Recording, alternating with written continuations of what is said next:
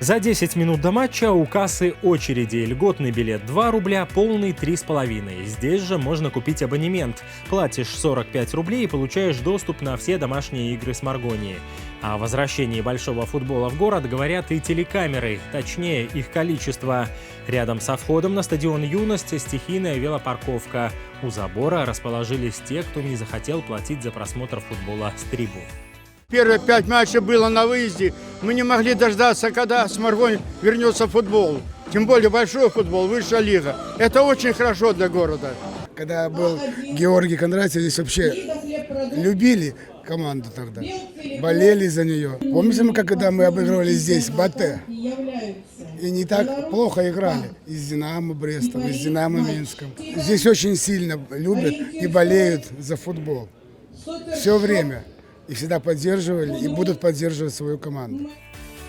Этот мальчик о временах, когда команда Кондратьева играла в высшей лиге, вряд ли помнит, да и, наверное, не понимает толком, что это значит, но мечтает о футбольной карьере. А эта женщина – жена одного из тренеров с Маргонии Владимира Кухлея, Ольга. В семье 5 детей, 4 из них были на матче, все, кроме Кости, простые зрители. Парень же подавал мячи. Возможно, он будущий Ковель, уроженец Маргонии, только в 34 года впервые сыграл за родную команду на профессиональном уровне. Раньше выступал за клубы побогаче. Старался показать себя при родных трибунах и в первом тайме получил желтую, а потом и отличился. Первым касанием обработал, вторым забил. Один из лучших голов 6-го тура.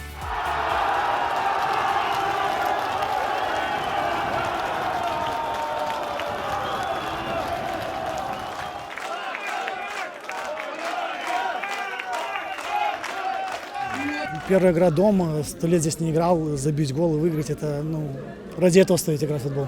А когда в прошлый раз здесь играли? Ой, с «Динамо», не знаю в каком году, это 100 лет назад, даже не вспомнишь. Забил, что символично, с Маргонии, парень, который вырос здесь, начинал карьеру, тоже рады за него.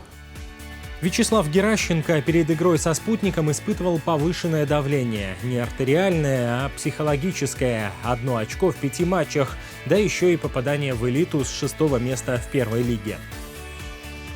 Я некоторые моменты не понимаю, почему на нас выливается столько грязи, что мы там как-то незаслуженно попали в высшую лигу. Ну да, мы заняли 6-е место. 4-я, 5-я команда отказалась. Нам предложили. Мы на свой, скажем так, страх и риск согласились. Что-то у нас получается, что-то не получается. Но мы пытаемся играть, оказывать достойное сопротивление. Даже иногда выигрываем, видите. Понятно, что да, много разговоров таких, проиграли с крупным счетом. Ждали домашней игры, думаю, дома будет легче нам играть. И почувствовать, что эта победа может даст толчок. Я не знаю, какие были финансы, когда команда была в предыдущий раз в высшей лиге. Для нас, и для команды, и для тренера, как я и говорил, это стрессовая ситуация. Она заставляет работать, и я надеюсь, что у нас все получится. В плане инфраструктуры у нас все меняется, и я не надеюсь, я знаю, что в лучшую сторону. Зарплаты футболистов по отношению к зарплатам прошлого года выросли незначительно, практически на уровне прошлого года первой лиги.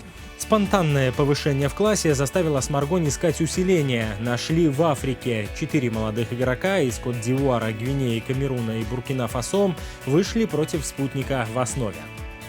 Каждый из них по-разному попал в нашу команду. Это, наверное, очень долго рассказывать про каждого. То, что они у нас в команде, значит, мы на них рассчитываем, мы на них надеемся, мы в них верим. Мы на это не смотрим, чернокожие, белокожие. Главное, они наши игроки, они пытаются выполнять качественно свою работу. Тоже где-то хорошо у них получается, где-то не очень.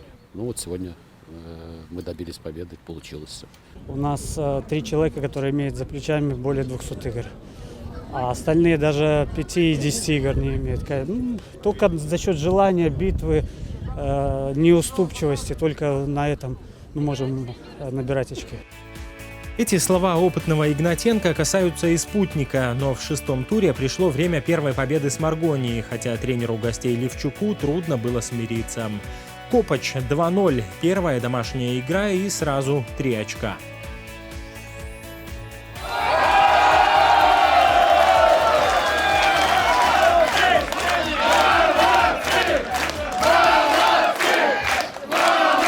всю неделю думали об этой игре, ждали ее и готовились. И самое главное, что мы выиграли, это очень хороший шаг для нас. Сегодня 23 апреля и пошел снег. Ну, наверное, это первая победа, снег пошел, даже небо радуется.